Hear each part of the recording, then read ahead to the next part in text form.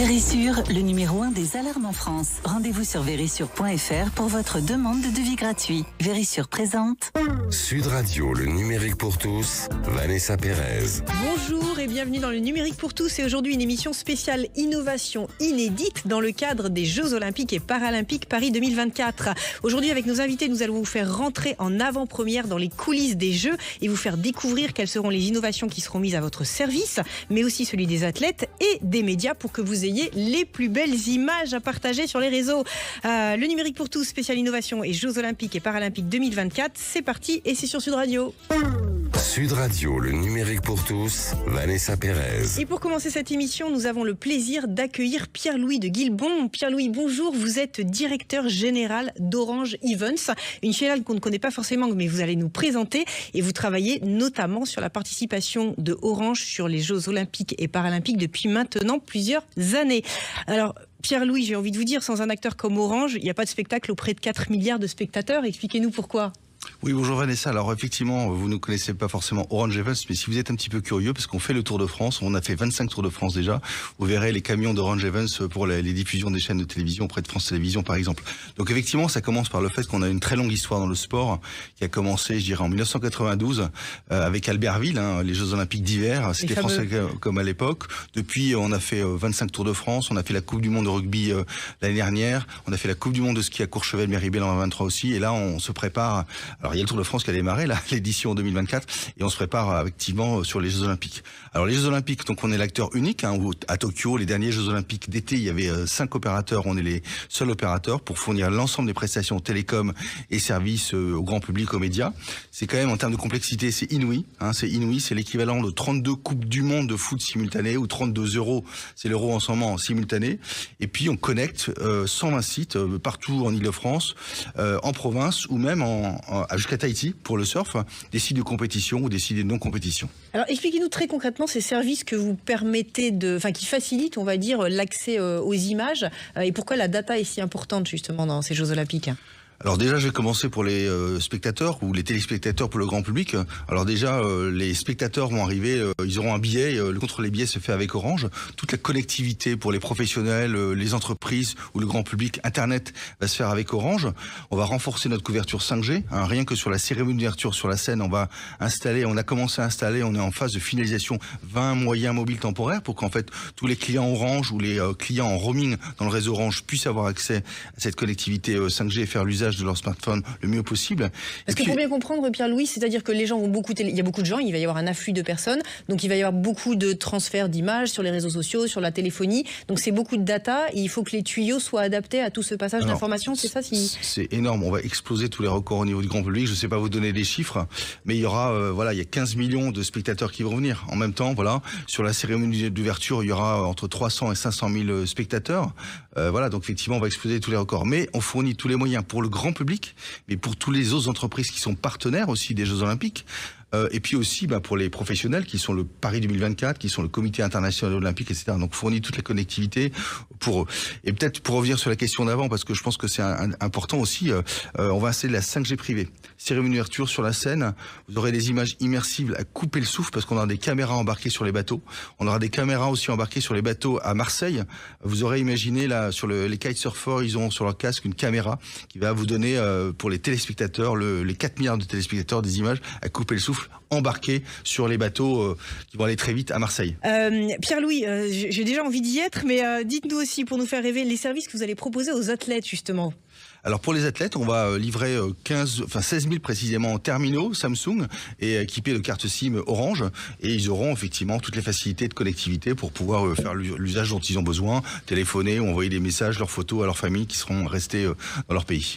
Alors on va parler dans la deuxième partie de cette émission des innovations remarquables et des startups, mais vous en soutenez quelques-unes. Là aussi, quelles sont les startups que vous soutenez dans le cadre de ces Jeux Olympiques? Pour en citer 3, Touch2See, qui est une tablette pour les malvoyants qui permet de suivre des matchs de foot, des matchs de volley, des matchs de rugby. Il y a du rugby à 7, voilà, par exemple. Bodycap qui permet à des para-athlètes, en fait, de on les sentir. recevra d'ailleurs dans la deuxième partie de l'émission. Écoutez, vous leur poserez la question, du coup, mesurer la température du corps. Et puis, on est aussi le partenaire du marathon pour tous.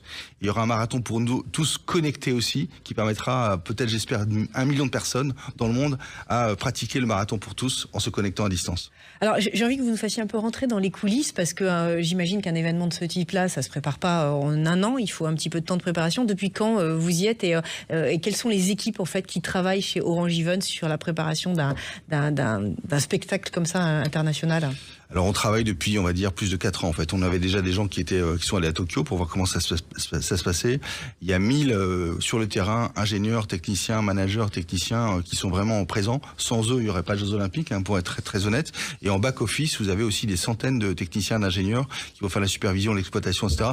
Et ils sont mobilisés sur le terrain là depuis quelques mois déjà, full-time. Et c'est eux qui sont finalement les acteurs de la connectivité des Jeux Olympiques de Paris 2024. Il y a beaucoup on entend beaucoup de dépenses, mais effectivement, la marque Orange va être présente au niveau international.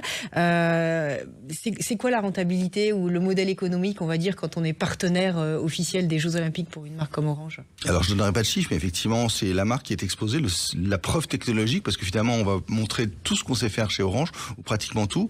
Ensuite, on fait du business avec des entreprises qui sont les autres partenaires ou d'autres entreprises. Puis, il y a du business grand public, il y a des offres grand public qui ont été annoncées par Orange d'ailleurs.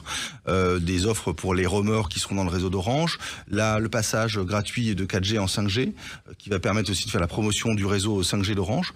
Donc voilà, c'est du business finalement aussi qui permet d'assurer la rentabilité en plus de la marque et de la preuve technologique. Et vous avez développé des choses particulières, des infrastructures qui vont rester par la suite. Enfin, c'est aussi une manière d'innover de manière accélérée ces Jeux Olympiques. Oui, vous avez parfaitement raison. Une grande partie de ce qu'on a installé va rester. Voilà, tout le réseau effectivement longue distance, etc. va rester et beaucoup de choses vont être réutilisées parce que l'empreinte carbone est absolument clé.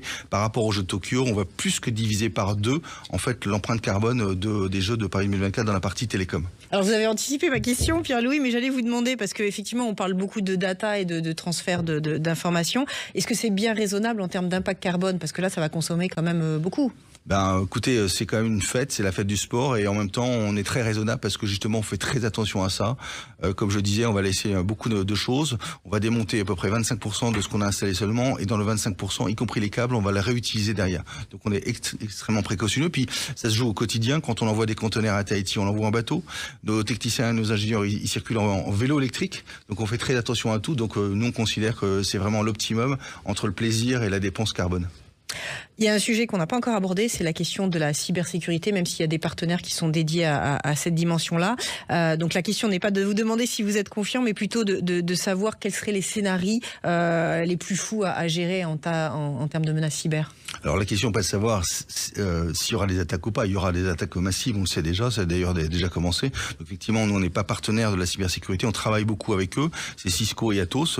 Mais nous, typiquement, c'est ce qu'on appelle les attaques DDoS, c'est des attaques massives de paquets, des hackers qui envoient des milliards de paquets qui vont saturer les réseaux. Et donc on a mis en place tout un tas de dispositifs pour nous, au niveau d'Orange, se parer à ce genre d'attaques dont on sait qu'elles vont arriver. Pierre-Louis, on a le sentiment en ce moment, avec toute cette actualité, que l'enjeu des Jeux Olympiques n'est pas forcément audible. Les Français sont pas encore ont pas basculé dans cette euphorie qui est celle de la préparation d'un grand show comme celui-là. Vous, de l'intérieur, quelle est votre perception et qu'auriez-vous envie de dire par rapport à cette grande fête et cette concorde, en quelque part? L'optimisme demeure. Nous, on veut que on espère que ce sera un plaisir pour tout le monde. C'est comme la fête du sport. Et puis, je pense que ça va commencer par la cérémonie d'ouverture qui va être juste le spectacle du siècle. J'espère que ça va contribuer à redonner le moral aux Français et au monde entier parce qu'effectivement, je pense que le sport, c'est un message d'espoir pour tout le monde. C'est des valeurs partagées. Et nous, on se situe vraiment dans cette lignée-là. Se réunir autour d'une grande cause qu'on partage tous. Une grande cause, une grande fête, dans un cadre extraordinairement beau. On en a besoin. Merci beaucoup Pierre-Louis de Guilbon et je vous souhaite de très bons jeux pour Orange. Merci beaucoup. Merci Vanessa. Restez avec nous, on marque une courte pause et l'on se retrouve pour vous faire découvrir une sélection d'innovations inédites qui vous seront dévoilées lors des Jeux Olympiques et Paralympiques 2024. Le numérique pour tous, ça continue dans quelques instants et c'est sur Sud Radio. Vérissure, le numéro 1 des alarmes en France. Rendez-vous sur vérissure.fr pour votre demande de devis gratuit. Vérissure présente. Sud Radio, le numérique pour tous, Vanessa Pérez. Et pour continuer cette émission spéciale Jeux Olympiques et Paralympiques Paris 2024, j'ai le plaisir d'accueillir le président d'un collectif qui regroupe des startups toutes plus innovantes les unes que les autres, Jacques Darigo. Bonjour, vous êtes donc le président et aujourd'hui vous allez nous partager un peu les innovations les plus folles. Vous nous avez fait une sélection de ces innovations qui seront utilisées dans le cadre des Jeux Olympiques. Alors pour commencer cette sélection, allez, par laquelle vous voulez commencer? Je vous laisse la parole et carte blanche. Bonjour Vanessa, merci beaucoup pour l'invitation. On est très heureux de pouvoir parler d'innovation, d'impact par le sport. Et évidemment, les Jeux Olympiques, c'est la plus belle des plateformes pour tester de nouvelles choses et montrer que l'innovation au service du sport, c'est plus de pratique pour le grand public et évidemment plus de performance pour les athlètes. Allez, la première pour démarrer au hasard, Touch2See. Touch2See, c'est une startup qui propose des tablettes pour les personnes malvoyantes dans les stades. Et en fait, là, elles viennent de l'utiliser sur la finale du top 14. Elles l'utiliseront aussi pour les épreuves des Jeux Olympiques, notamment pour le football et le rugby et peut-être d'autres sports collectifs. Et vous pouvez suivre sur une tablette l'évolution du ballon avec vos mains et vos doigts. Et s'il y a un but ou s'il y a un essai, la tablette vibre. On a un audio spécifique aux oreilles, donc on vit de manière encore plus immersive l'expérience dans le stade, et donc c'est un moyen incroyable d'intégrer les personnes malvoyantes à la grande fête que seront les Jeux Olympiques. C'est un premier exemple. Alors premier exemple, alors deuxième exemple, parce que vous parliez d'impact, Jacques, et ça c'est très important, une start-up qui permet de pratiquer du sport et de créer de l'énergie verte. Comment est-ce possible ? Alors c'est possible grâce à What's Good. Alors ça s'écrit pas comme on croirait, puisque c'est comme les watts qu'on est capable de générer. Les watts, WA2T, je précise, voilà. WA2T, exactement. Donc c'est Fabrice Vernet avec son cofondateur Romain Laurent qui ont eu cette idée de se dire et si on faisait du vélo dans une salle de sport et en montrant l'énergie qu'on dépense et en fait l'électricité qu'on pourrait produire si on était à domicile, etc. Donc, ils sont de la sensibilisation à la dépense énergétique quand on crée des watts avec notre transpiration. Et ça, c'est une idée qui est assez incroyable. Ils vont être présents sur les Jeux Olympiques également, notamment sur les épreuves de cyclisme, à la fois chez les hommes et chez les femmes.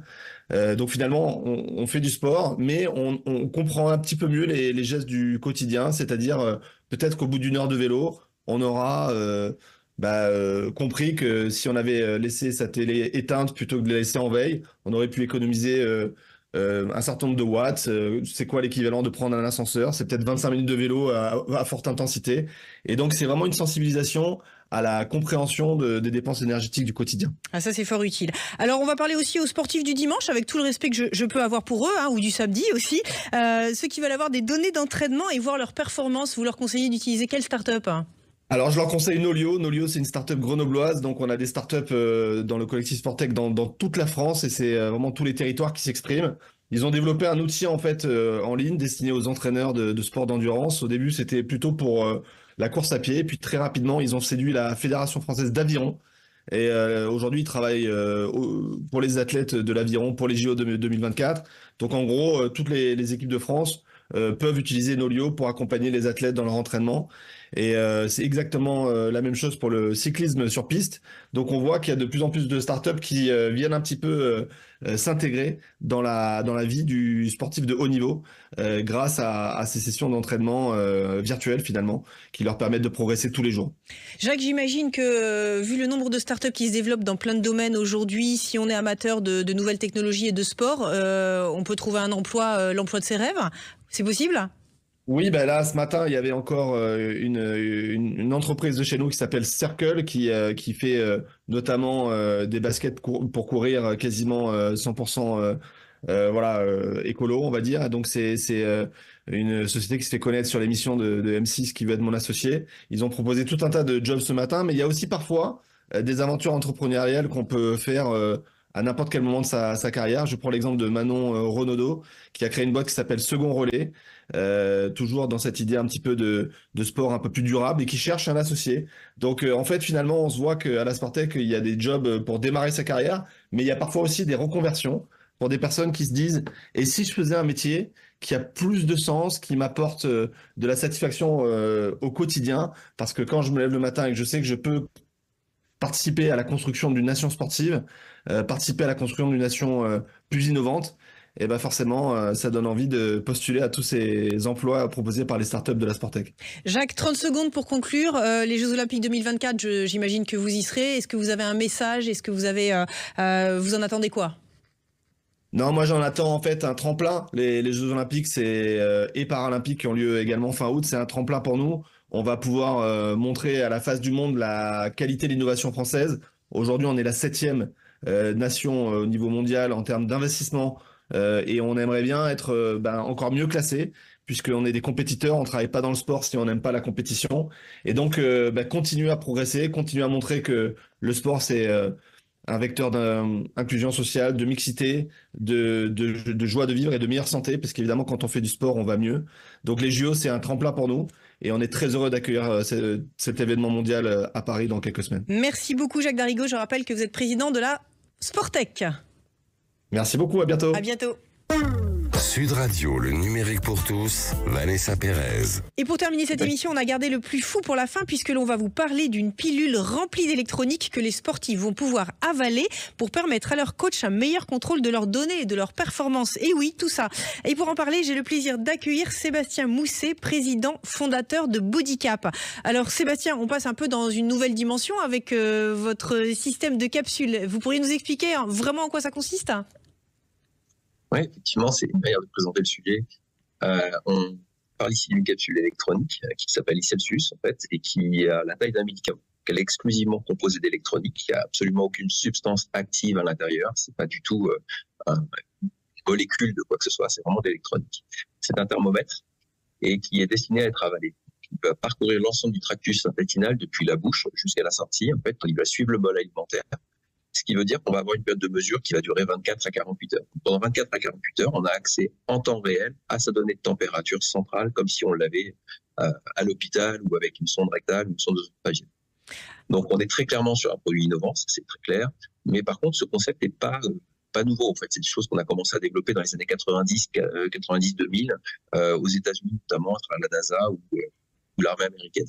Donc, nous, effectivement, on a amélioré les systèmes, on a fait un produit presque grand public, et c'est ce qu'on fabrique aujourd'hui, et c'est notre principal produit. Ouais. Alors pour bien comprendre, donc c'est comme un petit comprimé, allez, on peut citer une marque, comme un comprimé quand vous avez mal à la tête, voilà, ça mesure 4-5 mm, et puis juste on va l'avaler avec un verre d'eau. Mais j'ai envie de vous demander d'abord à qui s'adresse ce comprimé ou cette pilule, je ne sais pas comment vous l'appelez. Alors effectivement, cette pilule, on l'adresse à plusieurs secteurs, plusieurs cibles. On a en fait plusieurs gammes. On a une première gamme en fait qui est destinée à des applications médicales.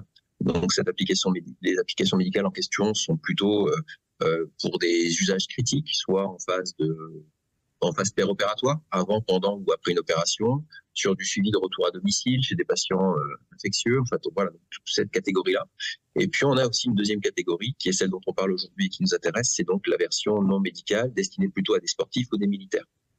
Donc dans ce contexte-là, en fait, la capsule est utilisée soit pour encadrer et suivre les échauffements. Donc l'idée, c'est qu'un athlète, son prérequis pour pouvoir faire une performance, c'est d'avoir fait un échauffement préalable. Et cet échauffement doit être suffisant, mais pas non plus trop intense, pour pas non plus fatiguer l'athlète. Donc on a besoin, en fait, lorsqu'on optimise les procédés, d'avoir cette phase en fait de suivi et d'individualisation. On a la même chose pour la récupération. Maintenant, la récupération se fait en fait dans ce qu'on appelle en cryo-récupération, dans des expositions en environnement très froid. Donc ça peut être extrêmement utile. Le deuxième sujet, c'est l'acclimatation à la chaleur. On met environ 15 jours à 3 semaines pour s'habituer à travailler dans un environnement chaud. Alors chaud et humide, c'est encore pire. On a eu le cas typique à Tokyo sur les Jeux Olympiques où il faisait 27-28 degrés en permanence avec 80% d'humidité en saturation. Donc forcément, en fait, des conditions extrêmement difficiles pour les athlètes et qui sont extrêmement propices aux coups de chaleur ou à la dégradation de performance. Donc nous, on accompagne les athlètes dans cette phase préparatoire à la chaleur qui va durer environ les 15 jours à 3 semaines qui vont précéder les points. Est-ce que vous nous expliquez, Sébastien, oui, vous nous expliquez dans la préparation de cette émission que pour certains athlètes, notamment dans le cadre des Paralympiques, certains athlètes ne sentent pas certaines sensations que peuvent avoir des athlètes qui n'auraient pas de handicap. Et en fait, cette pilule permet au coach de mesurer et d'avoir justement la mesure des constantes pour savoir s'ils sont dans un bon environnement ou un environnement qui est un peu pénalisant pour leur santé, c'est ça ? Ouais, tout à fait. Donc c'est le troisième enjeu qui recouvre en fait la partie plutôt sanitaire. Donc on a des véritables enjeux autour de la montée de température, puisqu'elle devient effectivement problématique pour la performance au-delà d'un certain seuil, mais aussi problématique pour la santé et peut générer ce qu'on appelle le coup de chaleur. Le coup de chaleur, c'est vraiment une urgence médicale. Il faut absolument éviter qu'elle intervienne. Et pour ça, on travaille avec Orange pour remonter les données en temps réel, en fait, vers un dashboard qui est accessible directement au domaine médical. Alors la particularité effectivement des Paralympiques et en particulier des blessés médulaires, c'est qu'ils ont des afférences sensorielles, donc autrement dit des remontées d'informations vers les centres nerveux qui sont souvent dégradés et qui ne leur permettent pas en fait d'avoir une thermorégulation spontanée optimisée dans certaines situations. Et donc de ce fait, ils sont extrêmement sensibles à la chaleur et peuvent faire plus facilement des coups de chaleur. Donc on est vraiment dans des enjeux liés à la fois à la performance, à la préparation de l'athlète et puis aussi à sa protection. Donc là, aujourd'hui, on parle des Jeux Olympiques et Paralympiques, mais demain, il y a d'autres applications, j'imagine, puisqu'il y a une petite caméra embarquée qui vont permettre de faciliter certains examens, c'est ça ? Oui, alors on parle ici d'un produit différent, c'est un produit qui est en cours de développement chez nous et qui permettra de faire de la détection de polypes et autres anomalies du système digestif pour la prévention du cancer colorectal. Donc l'idée, c'est d'intégrer une micro-caméra à l'extrémité de la capsule pour pouvoir faire de l'enregistrement d'image et on intervient en remplacement ou en alternative à la coloscopie ou à l'endoscopie. Donc c'est des technologies qui, elles aussi, sont déjà existantes. Il existe des acteurs américains, il existe des acteurs asiatiques. Actuellement, il y a no man's land en Europe. Il n'y a absolument aucun acteur qui développe ce type de technologie. Donc il y a vraiment une place à prendre, surtout alors qu'on parle un peu de souveraineté européenne. Et donc on a bénéficier d'un soutien France 2030 sur ce sujet. Et donc, on est sur un projet de développement qui va durer 3 à 4 ans, qui va nous permettre une mise sur le marché en 2028 à peu près. Pour conclure, Sébastien, en 30 secondes, j'imagine que vous avez bien évidemment toutes les autorisations, mais on peut se dire, est-ce que c'est éthique d'avaler un petit comprimé comme celui-là, bourré d'électronique ? Alors, sur le plan éthique, ça ne me pose strictement aucun problème. Effectivement, c'est quelque chose qui est certainement beaucoup plus éthique que d'utiliser une sonde rectale ou une sonde ophalienne, en termes de confort, en termes de sécurité pour la personne. Donc, c'est moins invasif, moins traumatisant. Donc là, de ce point de vue-là, aucun sujet. En termes de certification, en termes d'accord par les autorités sanitaires, puisque c'est un des sujets, on est considéré comme un dispositif médical. Aujourd'hui, sur la partie américaine, il n'y a aucun problème. On est FDA cleared, donc ça veut dire qu'il peut être utilisé pour toute finalité, aussi bien dans le domaine médical que non médical. Aujourd'hui, sur la partie européenne, on est encore sur des usages non médicaux et on revendique le marquage CE. On attend le marquage CE du produit pour des applications médicales à partir de la fin de l'année. Merci beaucoup Sébastien Mousset. Donc je rappelle que vous êtes président de Bodycap. Le numérique pour tous, c'est fini pour cette saison. Et oui, et je tenais, chers auditeurs, à sincèrement vous dire un immense merci pour votre fidélité et vos commentaires sur les réseaux sociaux qui font toujours chaud au cœur. Mais aussi à tous nos invités qui nous ont permis de découvrir et de décoder le meilleur de la technologie tout au long de cette année. Il est temps pour moi de vous souhaiter un très bel été et je vous dis à très bientôt.